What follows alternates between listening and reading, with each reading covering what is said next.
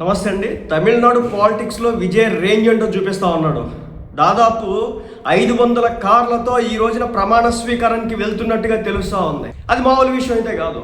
Basic ఎప్పుడైనా సరే ఆ విజయ్ రాజకీయ పరిస్థితులు చూస్తూ ఉంటే చాలా డిఫరెంట్గా ఉంది. వేరే కంపేర్ టు అదర్ స్టేట్స్ లో ఉన్నటువంటి సీఎంలతో చూస్తే కనుక. సో అక్కడంతా కూడా ప్రోటోకాల్స్ నానా రకాల రంగం మొత్తం కూడా సిద్ధం చేసుకుని నానా రకాలుగా చేస్తూ ఉంటారు.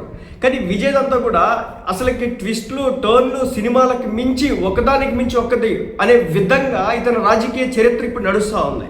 సో ఇప్పుడు ఇదంతా ఎందుకంటే ఈ రోజున ప్రమాణ స్వీకారం చేస్తూ ఉన్నాడు విజయ్. సో అతని ప్రమాణ స్వీకారం చేస్తున్న నేపథ్యంలో అతని కాన్వాయ్ అక్కడ ఆ సెంటర్ ఆఫ్ అట్రాక్షన్గా నిలిచినటువంటి పరిస్థితి. ఎందుకు అలాగా? ఎందుకంటే అతనికి ప్రజల దగ్గర నుంచి పూర్తి స్థాయిలో మద్దతు వచ్చింది. దీంతో ప్రజలు అతన్ని చూడాలనుకుంటున్నారు. ఆ విధంగా కూడా అంటే రేంజ్ ఏంటో చూపించాలి విజయ్.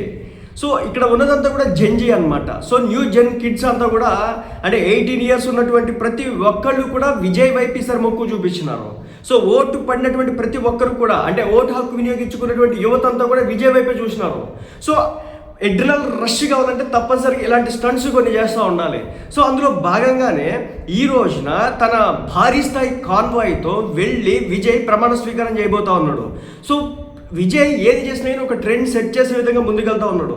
నిన్నటి వరకు తనని అవమానిస్తున్నారని, ఇబ్బంది పెడుతున్నారని, విసిగిస్తున్నారని 4 సార్లు గవర్నర్ గారు తిప్పించుకున్నారని చెప్పేసి తమిళనాడు వ్యాప్తంగా ఒక రకమైనటువంటి సింపతి క్రియేట్ అయ్యి ప్రజల్లో వ్యతిరేక భావన వచ్చి చివరాఖరికి గవర్నర్కి సంబంధించినటువంటి ఆఫీస్ ముందుకెళ్ళి వాళ్ళంతా కూడా యుద్ధం చేసిన నేపథ్యంలో అది కూడా ఒక సెన్సేషన్ అయిపోయింది. అలాగే గవర్నమెంట్ని ఫామ్ చేసే దానిలో భాగంగా 4 పార్టీలతో 5-6 పార్టీలతో పొత్తు పెట్టుకునే క్రమంలో కూడా సెన్సేషనల్ అయిపోయింది. సో ఇప్పుడు ఏంటంటే భారీ స్థాయి కాన్వాయ్ కూడా సెన్సేషనల్ అవుతా ఉంది. దేశంలో ఇప్పటి వరకు ఎక్కడా కూడా ఏ సీఎం కూడా నిర్వహించినటువంటి కాన్వాయ్తో ఈసారి విజయ్ అయితే ప్రమాణ స్వీకారానికి వెళ్ళబోతున్నట్టుగా తెలుస్తూ ఉంది. సో నిజం చెప్పాలంటే విజయ్ రాజకీయం అంతా కూడా సెన్సేషన్ మీదే నడుస్తుంది తప్ప సిద్ధాంతపరంగా నాకు ఎక్కడ కూడా కనిపించట్లేదు.